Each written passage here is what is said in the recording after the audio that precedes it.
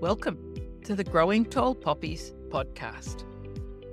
I'm your host, Dr. Nat Green, and I'm so excited to have you join me as we discuss what it means to navigate your way through post-traumatic growth and not just survive, but to thrive after trauma. Through our podcast, we will explore ways for you to create a life filled with greater purpose, self-awareness, and a deep inner peace. Through integrating the many years of knowledge and professional experience, as well as the wisdom of those who have experienced trauma firsthand, we will combine psychology, accelerated approaches, coaching, and personal experience to assist you to learn, to grow, and to thrive.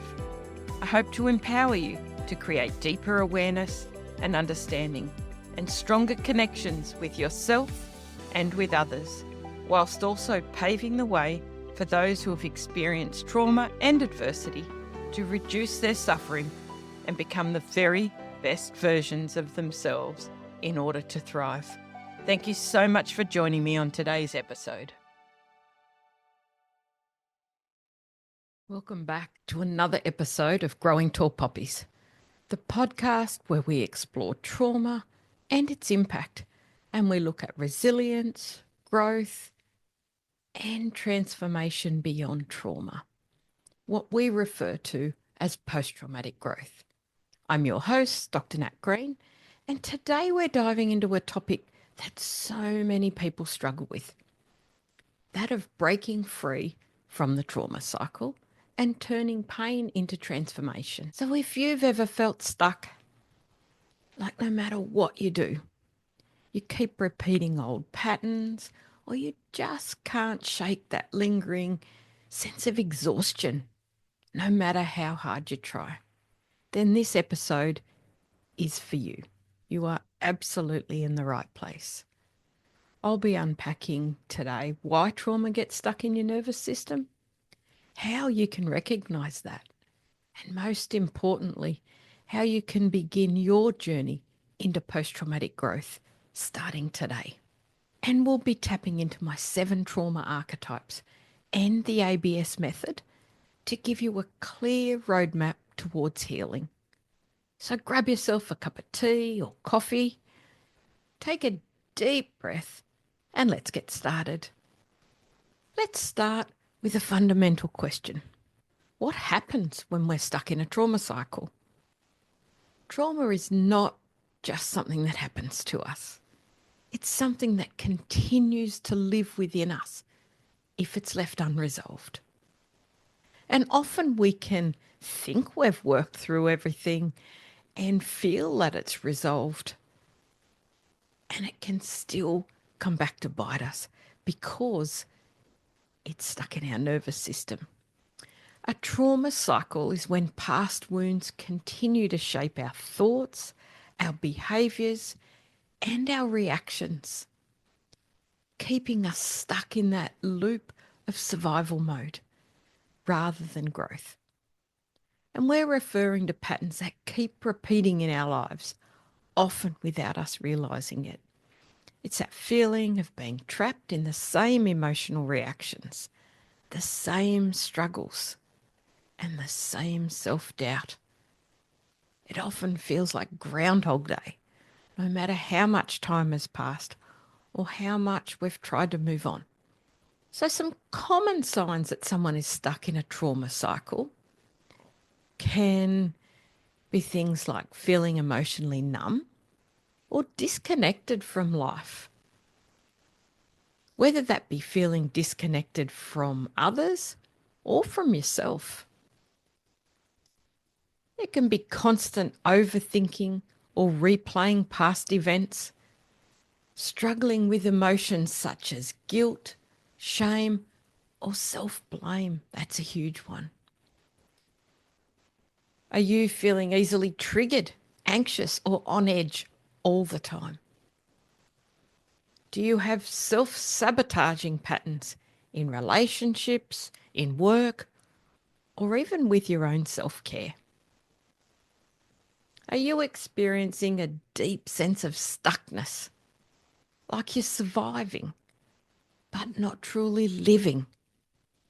Or maybe you're repeating toxic patterns in your relationships, or struggling with hypervigilance, feeling like you're always on edge, alert, looking for the next thing that's going to happen to you. Or perhaps you might be experiencing chronic stress, exhaustion, or physical symptoms like tension, autoimmune flare ups, or chronic pain. What we know is that this happens because trauma does not just live in our minds. It gets stored in our nervous systems. Our fight, flight, freeze, and fawn responses stay activated even long after the event has passed. So it's really important. And unless we find a way to safely release that trapped energy, it continues to manifest itself in our daily lives. And that's when we know we're stuck in a trauma cycle. It's also why talk therapy alone often is not enough. If we don't address the emotional weight we're carrying and the way our nervous system has adapted in order to keep us safe in survival mode, then we stay tethered to the past, unable to fully step into the future. So, how do we actually start shifting out of this cycle? Let's talk about some common misconceptions that people have about healing and post-traumatic growth. One of the biggest myths I hear is that post-traumatic growth means getting back to who you were before your trauma. But that's not the goal at all. We can't unsee what happened to us or take away the experiences that we've been through.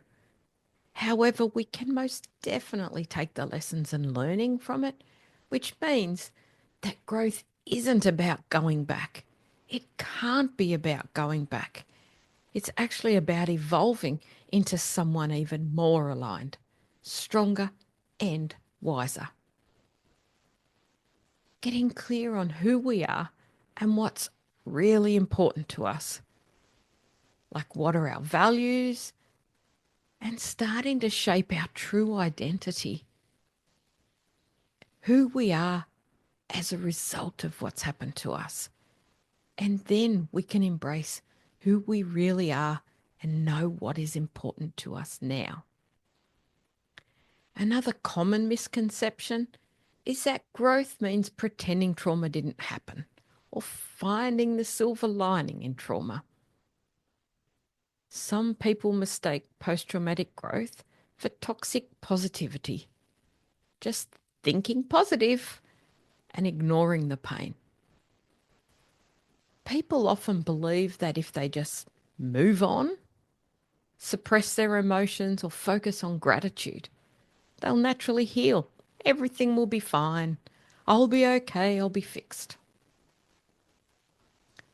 But true post-traumatic growth isn't about ignoring the pain. True growth means integrating the experience, allowing ourselves to feel it, process it, and use it as fuel for our transformation. Here are a few other misconceptions I hear all the time. If I haven't fully healed, I must be doing something wrong. Let's just bust that myth right now. Healing is not a straight line. It's messy, non-linear, and deeply personal. Growth doesn't mean never feeling pain again. It means learning to move through it in a way that empowers you instead of defining you. And the other one, the really common one, time heals all wounds. How many times have we heard that one? Time alone doesn't heal.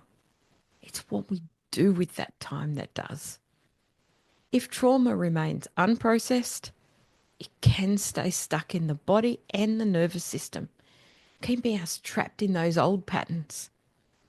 And that's why When I work with my clients, I focus so much on nervous system regulation and emotional release in the work that I do with them. And then there's that old clanger that once I experience post-traumatic growth, I'll never struggle again. Growth doesn't mean that you'll never have hard days. However, it means that you will develop the tools, the resilience, and the inner trust and knowing to navigate challenges in a healthier and more empowered way. It's ultimately about building a new relationship with yourself, not just fixing what was broken. So this leads me to a concept that I call the phoenix effect. Think about a phoenix. It's a bird that rises from the ashes, transformed and renewed. But first, it has to burn. And this is what I see in so many people. When we go through trauma, it can feel like parts of us are burned away. Our confidence, our sense of safety, even our identity. Trauma strips away old identities, old versions of ourselves, and that process can feel devastating when you're right in there experiencing it. But when we embrace that destruction as a chance to rebuild a new and stronger foundation, that's when real transformation really happens. Many people get stuck in survival mode, thinking they just have to cope or manage their trauma for the rest of their lives. But that's not true. We are meant to rise. And the phoenix effect is at the heart of the transformation I guide people through. It's about rising from the ashes of trauma and stepping into a life full of purpose, resilience, and freedom. The phoenix effect is about moving beyond mere survival. It's not just about healing, it's about transformation. So instead of trying to go back to who we were before, we get to step into that new, empowered version of ourselves, one that is stronger, wiser, and more aligned to who we truly are. And this process is what I teach using my ABS method, which is the Accelerated Breakthrough Strategies method. And there's 3 clear components of that. The first is about reconnecting with our values, working out what really matters to us. What is our moral compass that guides us through life? They're our values. And also looking at our core identity rather than defining ourselves by what's happened to us. Who am I and what matters to me? The values and the identity is key. And then we move on to looking at letting go of the emotional weight that's been tethering us to the past. Releasing those negative emotions of guilt, shame, fear, self-blame, and anger. Letting go and releasing those negative emotions so that we can move forward, cutting the cord so no longer can those things hold us back. And then the last component of the ABS method is around regulating our nervous system, so our body and mind finally feel safe to move forward. And as part of learning how to really regulate our nervous system, we reintegrate our 3 brains: the head brain, the heart brain, and the gut brain that usually have become disconnected as a result of our trauma.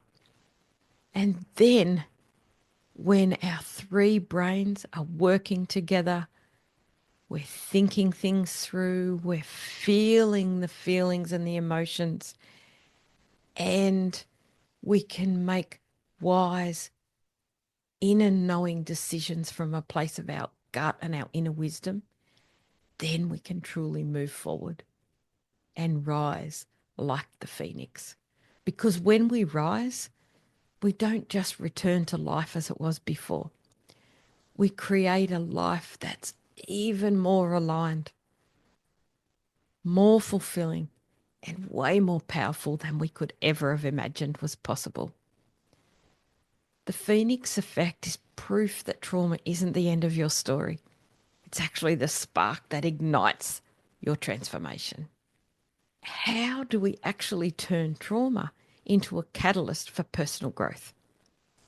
Let's talk about my 7 trauma archetypes and how they will each represent a unique path to your healing. So we know that each of us processes trauma differently. And that is exactly why I developed the 7 trauma archetypes of transformation. They help people identify their patterns and strengths in the healing journey. We talked about the 7 archetypes of transformation in episode 33. And then we did much deeper dives on each archetype from episode 34 right through to episode 40. So if you haven't listened to those, then go back and listen to them again, especially episode 33, where we introduce all 7 of the archetypes. Just to give you a very brief overview. We have the Phoenix Riser. And you embrace transformation through surrender and allow yourself to be reborn anew. The Resilient Sage, you find wisdom in reflection and use your experiences to gain deep insight. And then there's the Empowered Trailblazer. You take bold action and push forward despite your fear. Or are you the Authentic Warrior? You grow by embracing radical self-honesty. Or the Reflective Orchestrator. You heal through meaning-making and deep introspection. Or are you the Radiant Alchemist? You transform pain through creativity and self-expression. Or perhaps you might be the Liberated Voyager. You expand by embracing adventure, new experiences, and pushing past your limits. Which one do you feel that you resonate with? Identifying your archetype can be the first step towards moving forward. So I'm going to put the link in the show notes and you can head on over and take my Trauma Archetypes quiz, because this will allow you to identify which of the trauma archetypes you identify with the most closely right now. And will also provide you with an archetype profile, which will showcase the top 3 archetypes that you resonate with the most. You will have all components, all 7 archetypes within you. But the key to moving forward and allowing yourself to accelerate moving into post-traumatic growth is to understand the strengths of each archetype and the challenges. So when you are facing significant challenge along the way, you can tap into, that's my archetype. And I know they often experience this challenge. So this is what I need to do to overcome that challenge. So that is really instrumental in allowing you to connect to those deep parts of yourself and how to bring yourself through and accelerate into post-traumatic growth now. So if you're listening right now and feeling overwhelmed by your trauma, what is that first step you can take today? It's about taking the archetypes quiz. And then you can ask yourself, what is my trauma really trying to teach me? Because our growth starts with shifting the story that we tell ourselves. So remember, you are not your trauma. You are the person who will rise from it. If today's episode has resonated with you, I would love for you to connect with me on social media, either on Facebook or Instagram. And I'd love for you to let me know what your biggest takeaway has been. And if you're ready to dive deeper, then you might want to check out my Phoenix coaching program, where we apply all of these principles in real time. So head on over to Facebook or Instagram, connect with me there, DM me, and let's get started in helping you to create the Phoenix effect in your life. So until next time, keep growing, keep healing, and keep on rising. You are capable of so much more than you know.